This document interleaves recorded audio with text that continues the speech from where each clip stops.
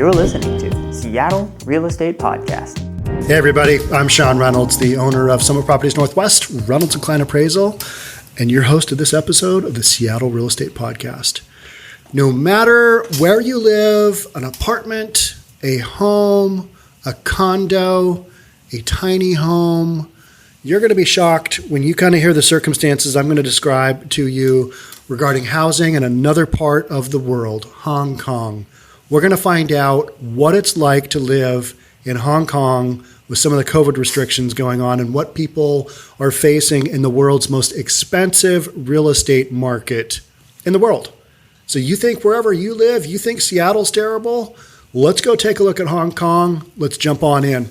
And this is an article from Bloomberg. And I don't do a lot of international stuff just because for the most part, it's like not that relevant to Seattle. And we are the Seattle Real Estate Podcast. But I think it's really important to kind of have a handle on, okay, in the United States, we are spoiled. Don't care where you live, we're spoiled. The amount of space that we have within our accepted societal norm of housing, even a tiny house with a couple hundred square feet, maybe you're in a tiny little studio somewhere, maybe you're living in your van or whatever, that's getting close to what we're talking about here. What we're talking about is even smaller. How does it get smaller? Let's jump on in and find out.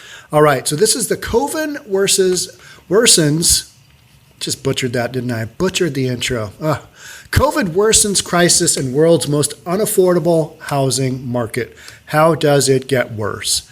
In Hong Kong, the world's most unaffordable housing market, rents are staying exorbitantly high despite the global pandemic and a severe recession, threatening to add a new source of discontent after months of political turmoil. Hong Kong's always got something going on, right? Whether they're under British rule or Chinese rule or all that stuff, it's kind of like, what's happening there? Hong Kong's economy is forecast to shrink as much as 8% this year. That's pretty massive. And its unemployment rate is near a 15-year high at around 6%. That doesn't sound like a lot compared to here in the U.S., but they got a lot of people living in pretty tight quarters. That is not good. Yet home rents remain one of the world's most expensive while pulling back about 9.2% in August from the previous year. So year over year, they're down almost 10%. But when you start out with the exorbitant level of housing costs that they have going on there, it's crazy. High rents combined with the surge in joblessness are making it harder for blue-collar workers and those on the fringes of poverty to find and hold on to even meager living spaces. Housing inequality has long been a hot-button issue in Hong Kong, where tens of thousands live in tiny, subdivided flats that are sometimes so small they're called cage homes. That's when I started paying attention. Like, cage homes, what does that look like? I think it looks like a cage. And I think of like a big metal cage that you put like a tiger or a lion in because they might bite you and you want to keep yourself protected from the animal in the cage. In this case, people living in housing situations not much bigger than those cages.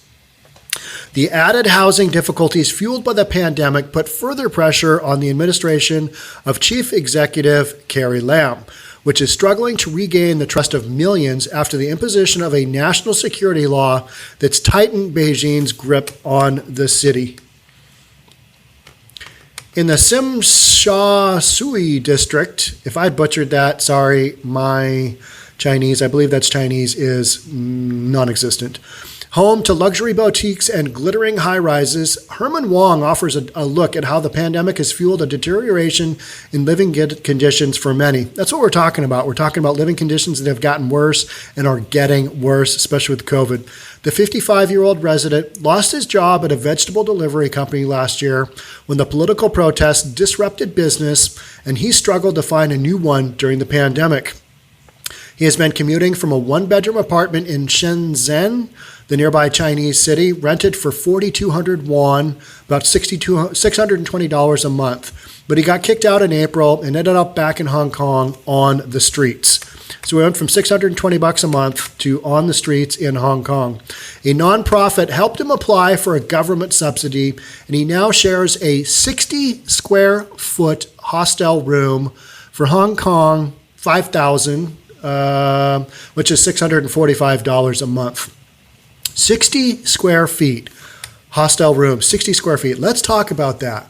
6 by 10. 6 by 10. I am 6 feet tall, so it's as tall as I am. I'm 6'1", so I'm actually an inch taller one direction, and then 10 feet wide. So I could lie down and I would have 5 feet of space to myself, and then my neighbor would have the other 5 feet of adjoining space. That is how tight this hostel room that this guy shares. I assume he shares it with one other person, because you put 3 people into that square footage of an area. That is tight. That, I don't care where you live, that is an incredibly small, soul-sucking experience, 60 square feet. It fits 2 beds in a space that's half the size of a car park. Car park being a parking lot stall, which I was trying to think of, is it half the size? Maybe they're talking about two spots, which would be, I don't know what they're talking about, but it's small, whatever it is. I was trying to figure that out. What is a typical parking stall? Is it 10 feet wide by 20 feet long, 18 feet long? That's probably what it is, half that size. And the windows must remain shut because of rats and smells. Circulation, I know in a lot of these small places, is almost non-existent. People are living in substandard living conditions. So if you are a tenant and you're complaining about your situation here in the U.S., think about this stuff. Think about, oh, my place really isn't that bad. We complain a lot here in Seattle about having the homeless, leaving needles, people sleeping on porches, but at least you've got a little bit of space here to kind of work with, right? And in a lot of upper end markets, 3,000 square foot home, oh, that's not nearly enough. We need more space. We need more space during COVID. How about 60 square feet that you share with somebody? Yet Wong, he's the guy who lives there, fears that even that might become soon unaffortable. So he's sharing a 60 square foot hostel room, and that is for $645 a month. We could only afford the room because tourism is down due to the pandemic, said Wong. I'm afraid that I'll have to find somewhere else to live if rents go up. He feels the government isn't doing enough for people in his situation who he says are being abandoned. Yeah, there's probably a whole segment of the population there, kind of the same here in the Seattle market. People are trying to hang on, don't have the government subsidies they probably need to get through the pandemic, and they are hanging on with their fingernails, but not quite getting there. And there's a lot of people, a lot of economists saying, hey, we've got a housing crisis coming soon. That's why you see all of these eviction moratoriums put out there, because they don't want people to lose their homes, end up homeless. And then we've got an even worse problem here in Seattle and worse problem across the United States. But then again, you've got a situation where landlords can't collect their rent, can't kick people out, kind of this whole thing. But here in the city of Seattle, in our Marxist government, landlords shouldn't own all the land. We should give it to the people and just make everything evil, or not evil, but equal. Maybe you're making it evil too, but kind of give everything away to all the people. Marxism.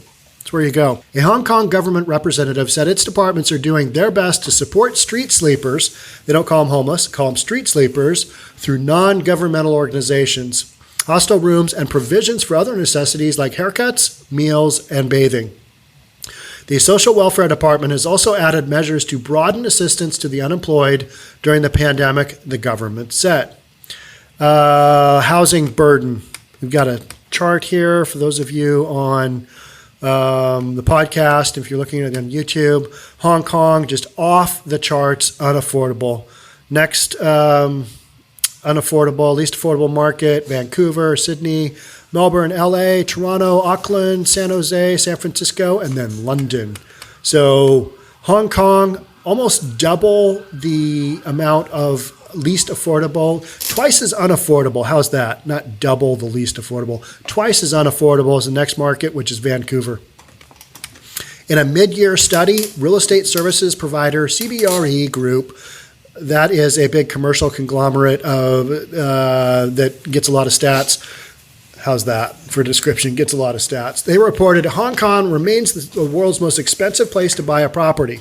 Monthly average rents in the city stayed the world's third highest after New York and Abu Dhabi.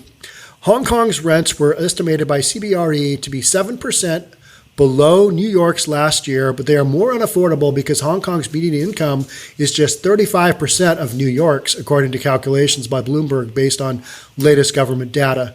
So Hong Kong has a third of the income that New York does, but their rents are pretty damn close, if not more, is what we're saying here. Pretty darn close. We're a PG program.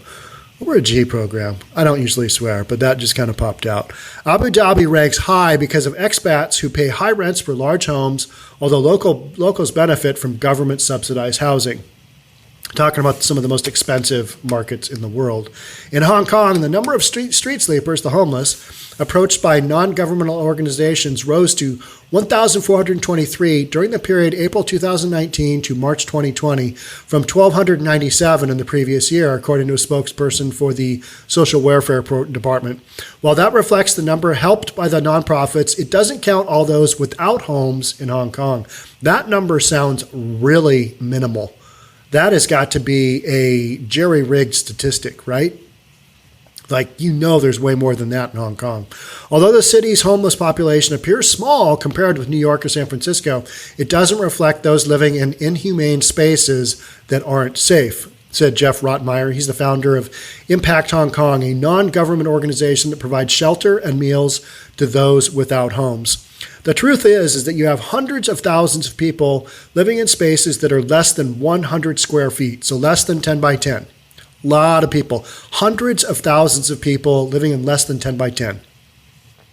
They are described as coffin homes, caged homes, subdivided apartments. Come take a look at this subdivided apartment. It is luxurious. It is 10 by 10, and you can share it with one other person. That's incredible. The situation seems to have become worse during the pandemic, and he sees new faces almost every day when he does his outreach walks, including those of younger people who gather on rooftops, tunnels, and footbridges because they don't have living space, he said. Hong Kong's government is also seen to be doing less to help protect renters compared to other big cities. In the U.S., the Centers for Disease Control and Prevention have temporarily halted residential evictions to prevent the spread of COVID-19, while in London, the mayor has called for a 2-year rent freeze in the capital. Despite the drop in Hong Kong's overall private residential rents in the past year, the plight of the underprivileged didn't improve. The average rent for a bed space of 18 square feet rose 15% in August from a year earlier, according to a recent report by Society for Community Organizations, a nonprofit group. All right, so you're in the heart of the pandemic. Some would say we're a little bit beyond kind of the heart. But so for a bed space of 18 square feet, that is 3 feet by 6 feet. So again, my height by 3 feet wide, probably a little bit wider than my shoulders. I don't know. Are my shoulders 36 inches? No idea. I think they're wider than that. So that is the deal. So 36 inches by 6 feet by 72 inches. That is what you get. That area rose by 15% in August, the rent. 18 square feet. Is my math correct?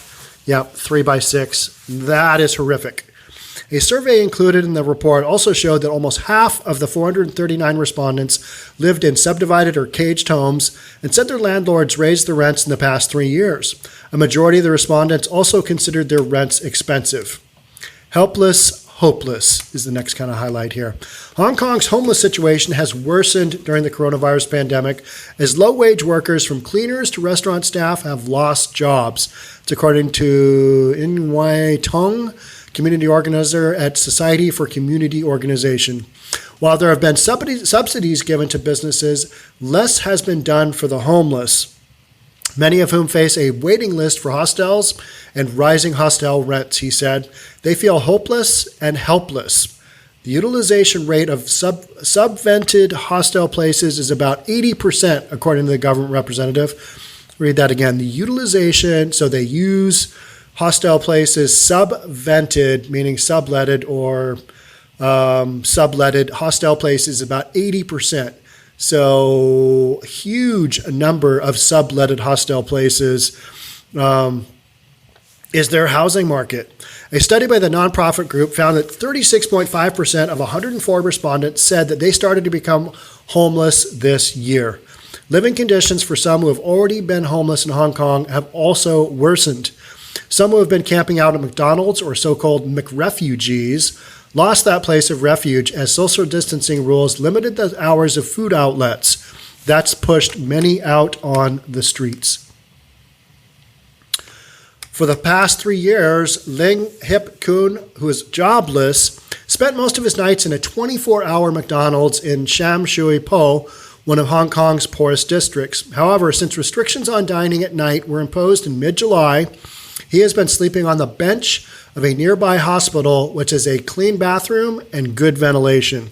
24-hour McDonald's outlets are only available for dine-in until midnight and don't allow customers to sit in the restaurant until late in the early morning.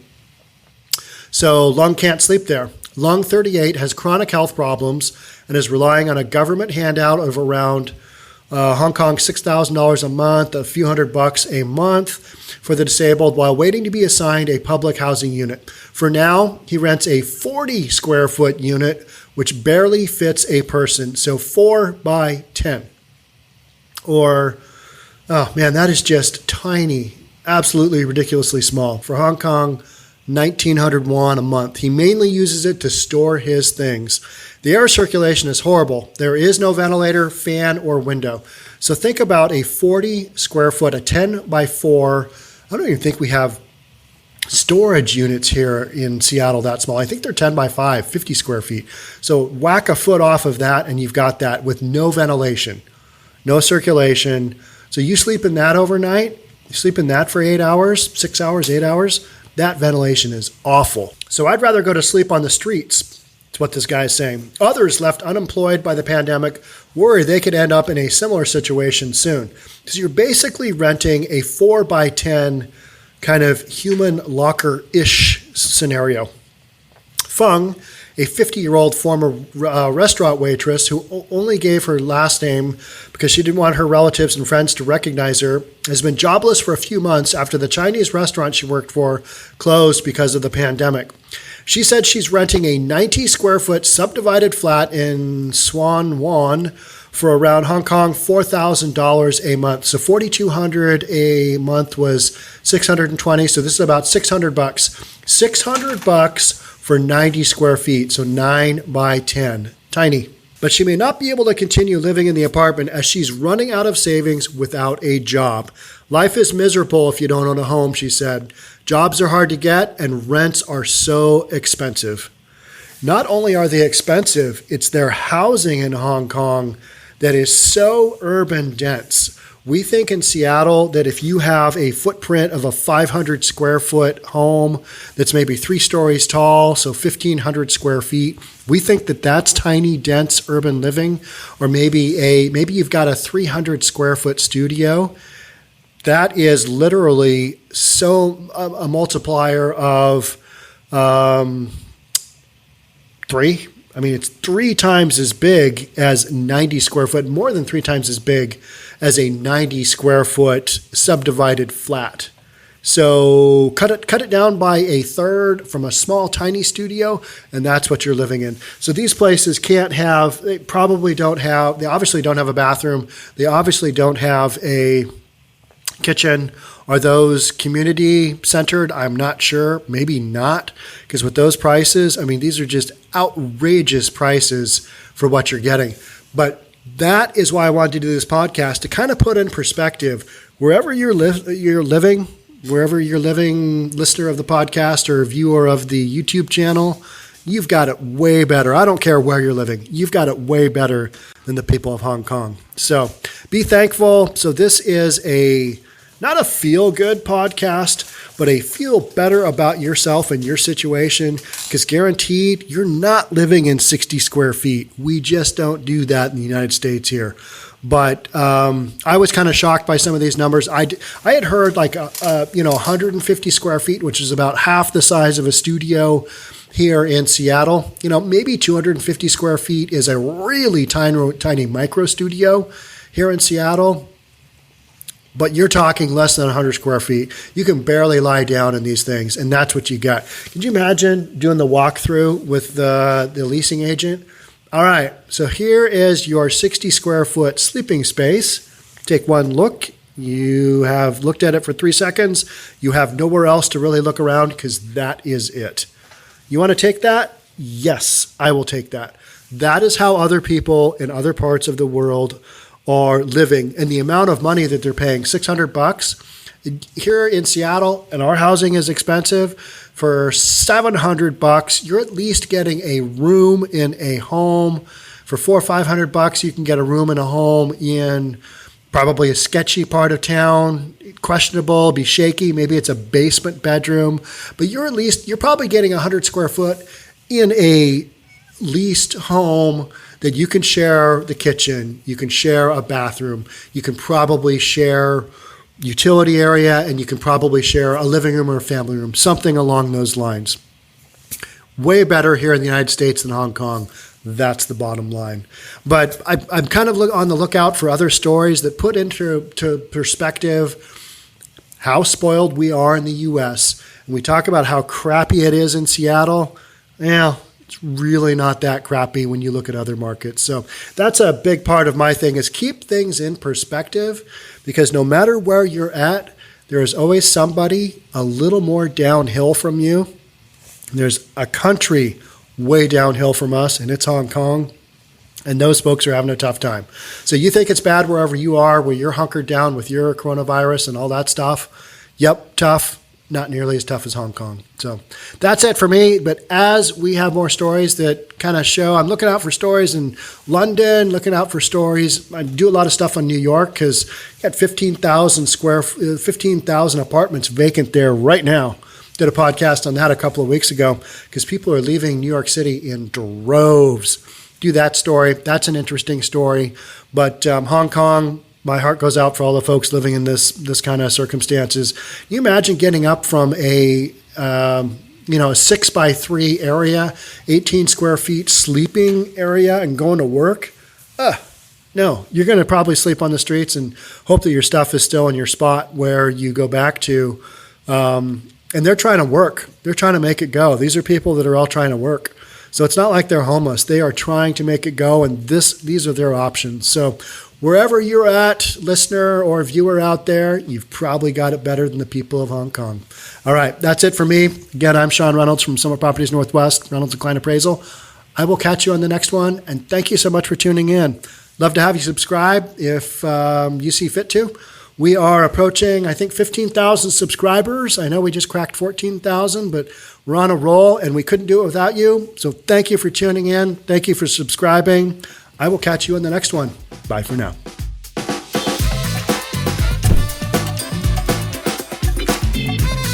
Don't forget to subscribe to our channel and hit the notification bell so you'll know when our next video is out.